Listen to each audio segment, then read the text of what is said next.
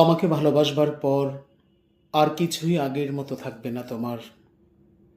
যেমন হিরোশিমার পর আর কিছুই আগের মতো নেই, উত্তর থেকে দক্ষিণ মেরু পর্যন্ত।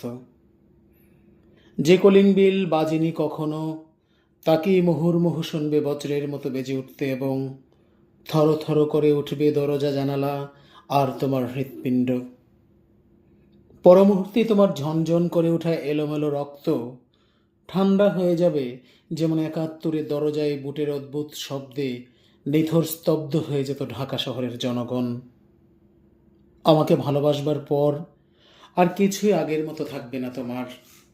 রাস্তায় নেমেই দেখবে বিপরীত দিক থেকে আসা প্রতিটি রিকশায় ছুটে আসছি আমি, আর তোমাকে পেরিয়ে চলে যাচ্ছি এদিকে সেদিকে।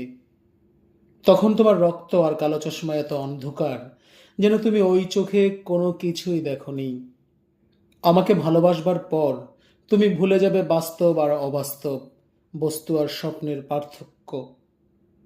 সিঁড়ি ভেবে পা রাখবে স্বপ্নের চুরোতে, ঘাস ভেবে দুপা ছড়িয়ে বসবে অবাস্তবে। লাল টুকটুকে ফুল ভেবে খোপায় গুজবে গুচ্ছ গুচ্ছ স্বপ্ন। না খোলা শাওয়ারের নিচে 12ই ডিসেম্বর থেকে তুমি অনন্তকাল দাঁড়িয়ে থাকবে, এই ভেবে যে তোমার চুলে, ত্বকে, উষ্ঠে, গ্রীবায় অজস্র ধারায় ঝরছে বদলেয়ারের আশ্চর্য মেঘদল। তোমার যে ঠোঁটে চুমু খেয়েছিল উদ্যম পরায়ণ এক প্রাক্তন প্রেমিক, আমাকে ভালোবাসবার পর সেই নষ্ট ঠোঁট খসে পড়ে সেখানে ফুটবে এক অনিন্দ গোলাপ। আমাকে ভালোবাসবার পর আর কিছুই আগের মতো থাকবে না তোমার। নিজেকে দুরারোগ্য ব্যাধিগ্রস্ত মনে হবে, যেন তুমি শতাব্দীর পর শতাব্দী শুয়ে আছো হাসপাতালে।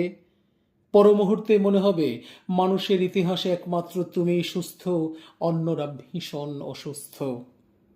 শহর আর সভ্যতার ময়লা স্রোত ভেঙে তুমি যখন চৌরাস্তায় এসে ধরবে আমার হাত, তখন তোমার মনে হবে এ শহর আর বিংশ শতাব্দীর জীবন ও সভ্যতার নোংরা পানিতে একটি নীলিমা ছোঁয়া মৃণালের শীর্ষে তুমি ফুটে আছো, এক নিষ্পাপ বিশুদ্ধ পদ্ম পবিত্র অজর।